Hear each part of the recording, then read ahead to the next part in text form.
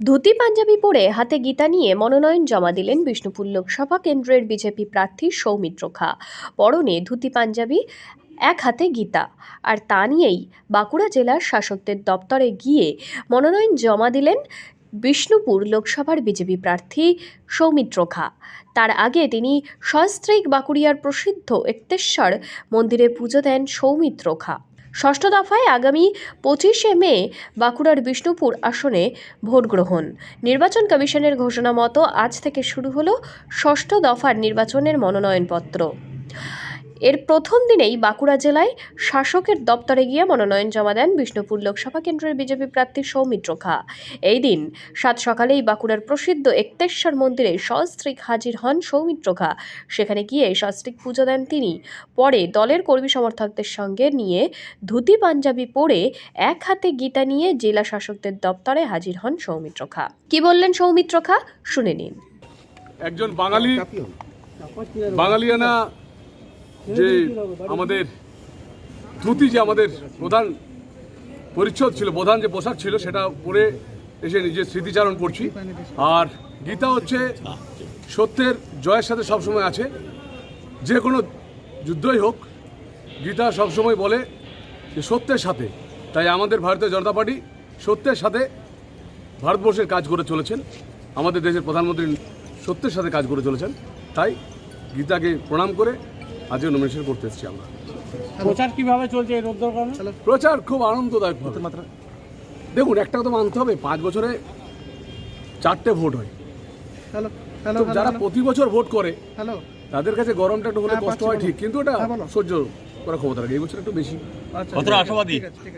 100%। আজ সকালবেলা একতেশ্বর মন্দিরে সপরিবারে পুজো দিয়ে পরে এই নমিনেশন আসা, কি বলবেন? নিশ্চিত হবে। জীবন বড় বৈচিত্র্যময়, জীবনকে এগিয়ে নিয়ে যাওয়া কাজ। তো আমরা শুধু একটা কথাই বলবো, সত্যের জয় হবে, একদম সত্যের জয় হবে। সৌমিত্রদা, আশাবাদীরা কেন প্রিপারেশন নিচ্ছেন প্রচারের ক্ষেত্রে?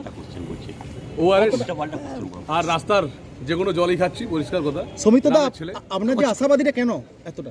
কেন আপনাকে বিষ্ণুপুরের মানুষ ভোট দেবে? পাবলিক বলছে 10খানা কাজ হয়েছে সেন্ট্রাল গভর্নমেন্টের। মোশাগ্রাম জয়নিং, রাজা বিরামবীর রেল ব্রিজ, বিষ্ণুপুর জয়রামবাড়ি রেলপথ 200 কোটি টাকা স্যাংশন, বিষ্ণুপুরের সানেশ্বর মন্দির, লিফট, এসকালেটার থেকে শুরু করে বড় বড় রোড, নতুন হাইওয়ে, সব জায়গায় কাজ হয়েছে। 10টা সেন্ট্রাল গভর্নমেন্টে কাজ হয়েছে এবং 17 কোটি টাকা আমার সাংসদ তহবিল কাজ হয়েছে। মানুষের সঙ্গে দেখেছি, তাই আশাবাদী। বলছে লক্ষ্মী ভান্ডারের চমকই নাকি আপনার যে বিরোধী রয়েছে? এইটা একটা বলি, মা লক্ষ্মীকে আমরা প্রণাম করি। মমতা দিদি লক্ষ্মী ভান্ডার করে সমস্ত সেলফ হেল্প গ্রুপের সমস্ত মহিলাদেরকে ঋণগ্রস্ত করে দিয়েছে। আমরা মানিকবাজারে দেখেছি, কারণ প্রত্যেকটা সমবায়ের থেকে সমস্ত মহিলাদের মমতা দিদি ঋণ করিয়ে দিয়েছে। এটা একটা বহুত রকম ঘেরাটোপ। এটা পরবর্তীকালে সবাই বুঝতে পারেন যে কত বড় বিপদ আমরা পড়তে চলেছি।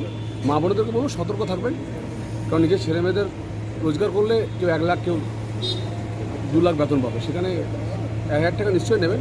আমাদের তো লিডাররা বলেছেন যে 3,000 টাকা করে আমরা অন্নপূর্ণা ভান্ডার দেবো।